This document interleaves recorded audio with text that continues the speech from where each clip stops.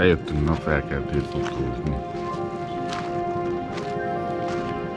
És nincs víz a tenger. Ez nappal kint van. Odáig a víz, mint hajrá. Csak most tapáljuk, és ott jön a napocska.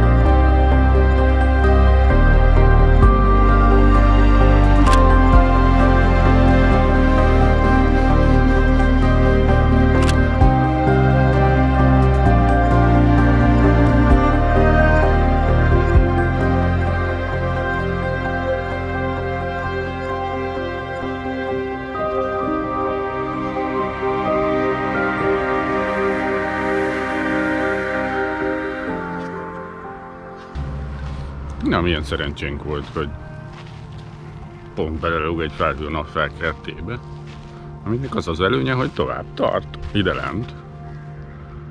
És még mindig napfelkenténk van igazából. Van bőven ideje, van eszának fotózni.